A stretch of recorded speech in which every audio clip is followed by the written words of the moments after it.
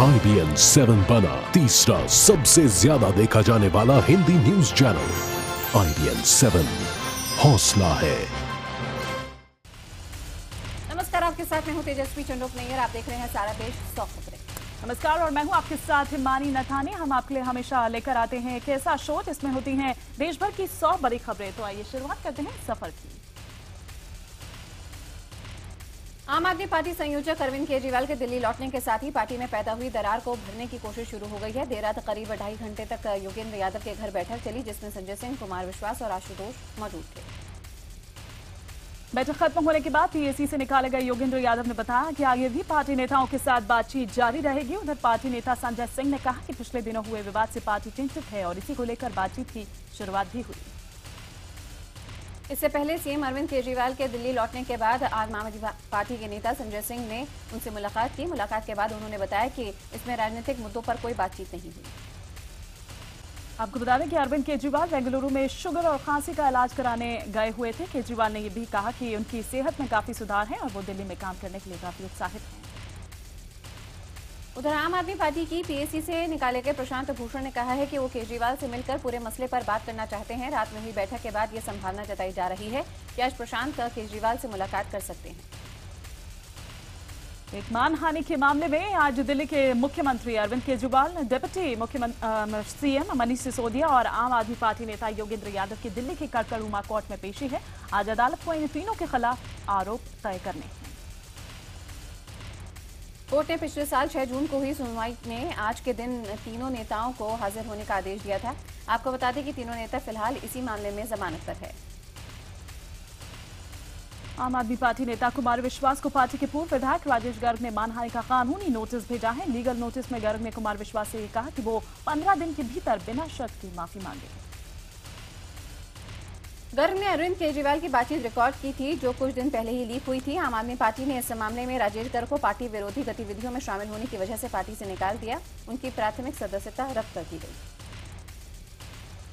वहीं राजेश गर्ग ने केजरीवाल को ऑडियो लीक करने का आरोप कुमार विश्वास पर लगाया था। आपको बता दें कि कुमार विश्वास ने भी गर्ग पर आरोप लगाया था कि 2002 में पूर्व विधायक ने उन्हें एसएमएस भेजकर पार्टी को बर्बाद करने की धमकी दी थी।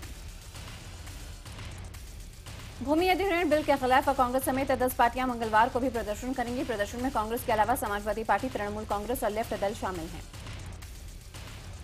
इन पार्टियों के दिग्गज नेता सोनिया गांधी के नेतृत्व में संसद से राष्ट्रपति भवन तक मार्च करेंगे। इसके साथ ही राष्ट्रपति को अपना मेमोरेंडम सौंपेंगे। आपको बता दें कि जमीन अधिग्रहण बिल लोकसभा में पहले ही पास हो चुका है।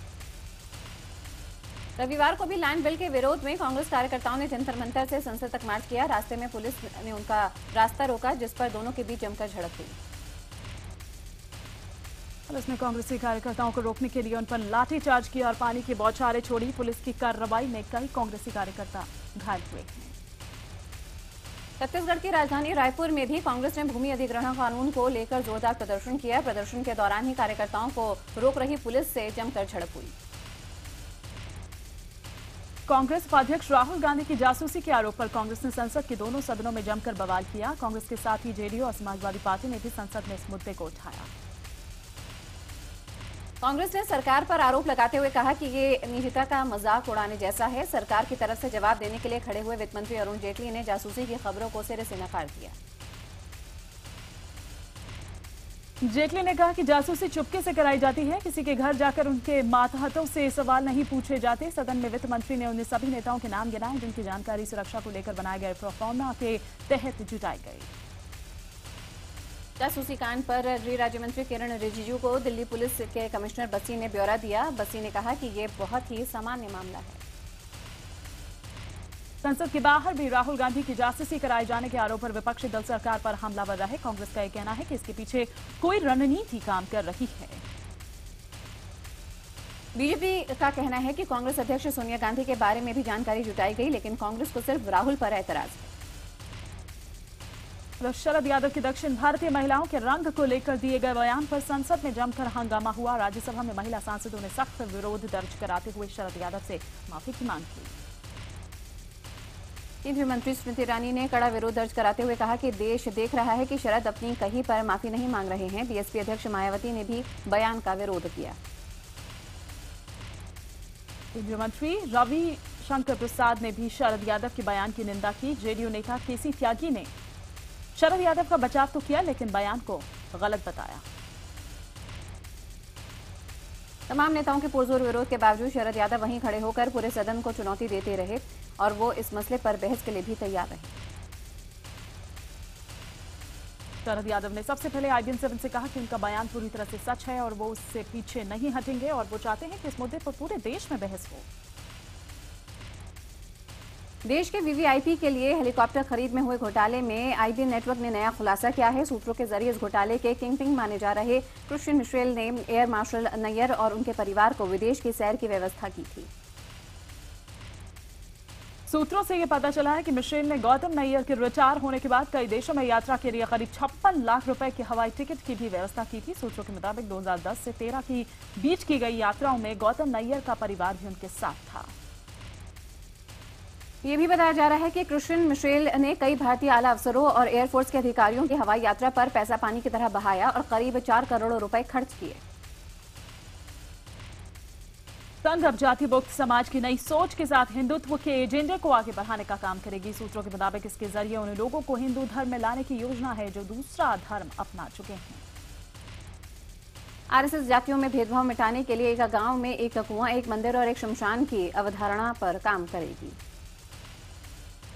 इधर जाटों को OBC श्रेणी में आरक्षण देने के मामले में सुप्रीम कोर्ट आज फैसला सुना सकता है। यूपीए सरकार ने 2014 लोकसभा चुनाव से ठीक पहले जाटों को आरक्षण दिया था। यूपीए ने जाटों को OBC की 27% आरक्षण में शामिल किया था। अन्य पिछड़ी जाति के संगठनों ने इस आरक्षण को सुप्रीम कोर्ट में चुनौती दी थी, लेकिन कोर्ट ने अब तक यूपीए सरकार के आदेश पर रोक नहीं लगाई है। वहीं खुद प्रधानमंत्री नरेंद्र मोदी की सरकार ने भी जाट आरक्षण का समर्थन किया है। BBC के पूर्व पत्रकार लांस प्राइस ने अपने खिताब मोदी इफेक्ट में PM मोदी के साथ अपने अनुभव साझा किए। उन्होंने कहा कि PM ने PM पद की दौड़ में शामिल होने के लिए लॉबिंग या फिर सिफारिश नहीं की।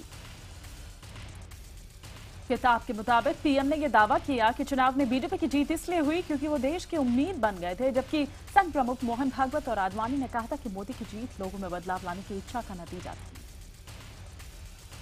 सुप्रीम कोर्ट में आज राष्ट्रीय न्यायिक नियुक्ति आयोग का कानून पर अहम सुनवाई होगी। सुप्रीम कोर्ट आज ये तय करेगा कि इस कानून के खिलाफ दायर अर्जी का संज्ञान लिया जाए या नहीं। इसके पहले सुप्रीम कोर्ट ने सभी हाई कोर्ट को इस कानून के खिलाफ दायर अर्जी पर सुनवाई करने से रोक लगा दी थी। यह कानून जजेस की नियुक्ति के लिए 2 दशक पुराने कॉलेजियम सिस्टम की जगह लाया जा रहा है। सिरसा के डेरा सच्चा सौदा में 400 शिष्यों को नपुंसक बनाने के मामले में आज पंजाब हरियाणा कोर्ट में सुनवाई है। डेरे के बाबा गुरमीत राम रहीम पर आरोप है कि उन्होंने ईश्वर से मिलाने के नाम पर अपने ही भक्तों को नपुंसक बना दिया। इस मामले में हाईकोर्ट ने CBI से जांच की स्टेटस रिपोर्ट भी तलब की है। गुरमीत राम रहीम ने हाईकोर्ट के CBI जांच के आदेश को डबल बेंच में चुनौती दी है। राजस्थान के स्कूलों में सरयू सूर्य नमस्कार को अनिवार्य बनाए जाने को सूबे के शिक्षा मंत्री वासुदेव देवनानी ने जायज ठहराते हुए विरोध करने वालों को अनोखी सलाह दी है। उन्होंने कहा कि ऐसे लोगों को अंधेरी कोठरी में जाकर बैठना चाहिए। शिक्षा मंत्री ने सूर्य नमस्कार के विरोध को राजनीति से प्रेरित बताया। राजस्थान के कई मुस्लिम और शिक्षक संगठन इस फैसले का विरोध कर रहे हैं। हरियाणा के स्वास्थ्य मंत्री अनिल विज ने एक कॉलेज के दीक्षांत समारोह में सिर्फ इसलिए जाने से मना कर दिया कि वहां छात्र गाउन पहनकर डिग्री लेने वाले थे। विज को अंबाला के SD कॉलेज के दीक्षांत समारोह में विशेष अतिथि के तौर पर बुलाया गया था। विज ने कहा कि वो खुद अपनी डिग्री लेने नहीं गए थे। हरियाणा विधानसभा में गौरक्षा बिल पास हो गया है। इसके तहत गौ हत्या और गाय के मांस की बिक्री पर 3 से 10 साल तक की सजा का प्रावधान है। बिहार के पूर्व मुख्यमंत्री जीतन राम मांझी ने मुजफ्फरपुर में एक रैली की। उन्होंने नीतीश सरकार पर सीमेंट घोटाले में शामिल होने का आरोप लगाते हुए कहा कि 1 करोड़ का काम अब 5 करोड़ के एस्टीमेट पर हो रहा है। मांझी ने उनकी सरकार के दौरान न लिए गए 34 फैसलों को रद्द करने को गरीब विरोधी बताया है। मांझी ने कहा कि अगर उनके लिए फैसले लागू नहीं हुए तो आने वाले चुनाव में जेडीयू को एक भी सीट नहीं मिलेगी। बिहार में साल के अंत में होने वाले विधानसभा चुनाव को देखते हुए बीजेपी पूरे बिहार में सदस्यता अभियान जोर शोर से चला रही है। इसके लिए पार्टी अलग अलग तरह से लोगों को अपनी ओर लुभा रही है। इसी कड़ी में नुक्कड़ नाटक के जरिए भी लोगों को पार्टी से जोड़ने की कोशिश हो रही है। बेतिया स्टेशन पर बीजेपी कार्यकर्ताओं ने माइक के जरिए पार्टी के काम की जानकारी दी और लोगों से सदस्यता लेने की अपील की। पश्चिम बंगाल में 71 साल की नन के साथ बलात्कार के 3 दिन बीत जाने के बाद भी आरोपी पुलिस की पकड़ से दूर हैं। मुख्यमंत्री ममता बनर्जी ने नादिया का दौरा किया और मामले की जानकारी दी।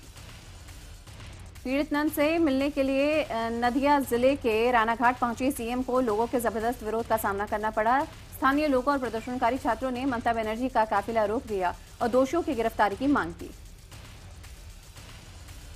उधर कोलकाता में कैथोलिक समुदाय के लोगों ने बलात्कार के विरोध में सड़कों पर मार्च निकाला और आरोपियों को जल्द पकड़े जाने की मांग की। सीआईडी और पुलिस की टीम ने अब तक 8 लोगों को हिरासत में लिया है। पहली बार सीबीआई के पूर्व निदेशक ने रंजीत सिन्हा ने यहां पे कोर्ट में माना है कि उन्होंने कोयला घोटाले के आरोपियों से अपने घर पर मुलाकात की। साथ ही साथ उन्होंने कोर्ट में ये भी कहा कि जांच अधिकारी की ये जिम्मेदारी होती है कि वो आरोपी का पक्ष भी जाने। उन्होंने प्रशांत भूषण के उस आरोप को खारिज कर दिया है जिसमें प्रशांत ने उन पर कोयला घोटाले के कुछ आरोपियों से 100 बार मिलने का आरोप लगाया था। सिन्हा के वकील ने कहा कि सीबीआई में कोयला घोटाले से जुड़े सारे फैसले सर्वसम्मति से लिए गए थे। बीकानेर के रामसरा गांव में आए भयंकर तूफान ने तबाही का रूप ले लिया है। तूफान से कई मकानों की दीवार ढह गई है। तूफान से 75% फसलें नष्ट हो चुकी हैं। राजस्थान के कई जिलों में बेमौसम बरसात की वजह से किसानों की फसल बर्बाद हो चुकी है। बारिश की वजह से अब तक 25 लोगों की मौत हो चुकी है तो वहीं 26 जिलों में फसल पर खासा असर हुआ है। यूपी, उत्तराखंड और बिहार में भी बेमौसम बारिश ने जबरदस्त कहर ढाया है। बारिश ने फसलों को तबाह कर दिया है। सबसे ज्यादा नुकसान गेहूं और आलू की फसल पर हुआ है। बेमौसम हो रही बारिश से पंजाब और मध्य प्रदेश के किसान भी परेशान हैं। मध्य प्रदेश में भारी बारिश और ओले गिरने के बाद राज्य सरकार ने 51 जिलों में नुकसान का जायजा लेने के लिए टीमें भेजी हैं। बारिश पर हुए नुकसान के मुद्दे पर गुजरात विधानसभा में जमकर हंगामा हुआ। वहीं मुख्यमंत्री आनंदीबेन पटेल ने आपात बैठक बुलाकर किसानों के नुकसान का सर्वे कराने का आदेश दिया। जम्मू कश्मीर में लगातार हो रही बर्फबारी और जमीन धंसने की वजह से लोगों को खासी दिक्कतों का सामना करना पड़ रहा है। जम्मू श्रीनगर हाईवे अभी भी बंद है जिसकी वजह से लोग जम्मू बस अड्डे पर ही फंसे हुए हैं। लगातार बर्फबारी के बावजूद सीमा सड़क संगठन ने गंगोत्री हाईवे को खोलने में सफलता प्राप्त कर ली है। बीआरओ को 18 किलोमीटर के दायरे में 3 बड़े ग्लेशियरों को काटकर सड़क खोलनी पड़ी। उधर मध्य प्रदेश के बैतूल जिले में धर्मांतरण कराने पहुंचे 5 विदेशियों समेत 6 लोगों को गांव वालों ने पुलिस के हवाले कर दिया। ये लोग अर्जेंटीना और अमेरिका से भारत आए थे। यहां पर उन्होंने केरल के जैकब थॉमस से संपर्क किया और बैतूल के मुल्ताई पहुंचकर धर्मांतरण करा रहे थे। जानकारी मिलने पर इकट्ठा हुए गांव वालों ने उन्हें पकड़कर पुलिस के हवाले किया। रोहतक के मॉडर्न स्कूल में छात्राओं की स्कर्ट पहनने पर बैन लगा दिया गया है। स्कूल की सभी ब्रांचेस में ये ड्रेस कोड लागू होगा। स्कूल प्रशासन का ये कहना है कि खराब माहौल को देखते हुए ये निर्णय दिया गया है। हिमाचल प्रदेश सरकार ने भी बर्ड फ्लू को लेकर राज्य में हाई अलर्ट जारी कर दिया है। पशुपालन विभाग ने विशेष दिशा निर्देश जारी कर कहा है कि बिना जांच के प्रदेश में मुर्गियों की आपूर्ति न हो। हिमाचल में सभी पशुपालन अधिकारी और जिला स्तर की रैपिड रिस्पांस टीम सतर्क हो गई हैं। किसी भी पक्षी में लक्षण पाए जाने पर सरकार को फौरन जानकारी देने की अपील की गई है। झारखंड के रामगढ़ में एक सोलर बारूद फैक्ट्री में आग लगने से अफरा तफरी मच गई और लोग घबराकर भागने लगे। फैक्ट्री में बिजली के तार से आग लगी और पूरे प्लांट में फैल गई। फैक्ट्री में लगी आग पर वक्त रहते काबू पा लिया गया जिससे एक बड़ा हादसा होने से टल गया। आरोप है कि इस फैक्ट्री में फायर मानदंडों का पालन नहीं किया जा रहा था। छत्तीसगढ़ के कोरबा में एक बस हादसे में 10 लोगों की मौत हो गई। तेज रफ्तार बस पलटकर नाले में जा गिरी। इस हादसे में 30 लोग घायल हुए। छत्तीसगढ़ के महासमुंद जिले में भालुओं का आतंक जारी है। भालू ने फिर एक शख्स को मौत के घाट उतार दिया। वन विभाग मृतक के परिजनों को मुआवजा देने की बात कह रही है। छत्तीसगढ़ के सूरजपुर में लोग हाथियों के तांडव के आगे बेबस हैं। हाथियों के चलते फसलों को काफी नुकसान हुआ है। लोग सरकार के घोषित मुआवजे की राशि को नाकाफी बता रहे हैं। सरकार से मुआवजे की राशि प्रति एकड़ 20,000 रुपए बढ़ाने की मांग को लेकर लोग सड़कों पर उतरे। बाद में प्रशासन के आश्वासन के बाद लोगों ने जाम को खत्म किया। यूपी के हाथरस में एक छात्रा और उसके दोस्त को कुछ लोगों ने कैमरे के सामने पीटा और उस घटना को वीडियो में कैद भी कर लिया। बताया जा रहा है कि छात्रा के मुताबिक जब वो अपने दोस्त के साथ जा रही थी तो आरोपियों ने उसके साथ ये वारदात की। छात्रा ने बताया कि आरोपी ने उसे और उसके दोस्त को अनजानी जगह पर पहले ले गए और वहां ले जाकर उसके साथ अश्लील हरकतें की, गाली गलौज की और उसके साथ मारपीट भी की गई। पुलिस ने इस मामले में 4 लोगों को गिरफ्तार किया है, जबकि घटना के 2 आरोपी फरार बताए जा रहे हैं। पुलिस का कहना है कि सभी 4 आरोपी एक ही गांव के रहने वाले हैं। बेंगलुरु में एक आईएएस अफसर का शव रहस्यमय हालत में उनके घर से बरामद हुआ है। डीके रवि कुमार नाम के आईएएस अफसर राज्य आयकर विभाग में जॉइंट कमिश्नर के पद पर तैनात थे। रवि कुमार का शव बेडरूम में पंखे से लटका हुआ मिला है। बता दें कि रवि कुमार ने पद पर रहते हुए टैक्स में हो रही धोखाधड़ी का पर्दाफाश किया था, जिसके लिए उन्हें धमकियां भी मिली थी। पुलिस के साथ डॉग स्क्वाड और फॉरेंसिक एक्सपर्ट्स की टीम ने मौके पर पहुंचकर जांच की। पुलिस ने हर पहलू को ध्यान में रखते हुए जांच शुरू कर दी है।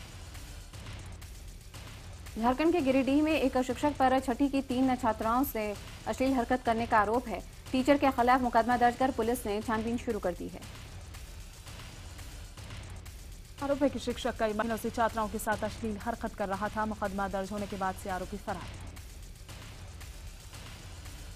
दिल्ली में बैंक में पैसे जमा कराने आए व्यापारी से बदमाशों ने 32 लाख रुपए लूट लिए। व्यापारी से बैग छीन रहे लुटेरों को जब वहां मौजूद लोगों ने पकड़ने की कोशिश की तो उन्होंने गोली चला दी। सूरत में एक हीरा कंपनी से करोड़ों के हीरे चोरी हो गए। कंपनी के ही कर्मचारी सागर पर करीब 2 करोड़ के हीरे चोरी करने का आरोप है। यूपी के अमरोहा में हुए एक विवाद में दरोगा ने किसानों को जीप में बैठाने के लिए कहा और जब किसानों ने मना कर दिया बैठने से तो दरोगा ने वर्दी के रौब में उनकी पिटाई कर दी। बताया जा रहा है कि गजरौला में क्रेशर में गन्ना बेचने के लिए गए किसानों को क्रेशर मालिक तय रकम नहीं दे रहा था, जिस पर हुए विवाद में क्रेशर मालिक ने दरोगा को बुला लिया।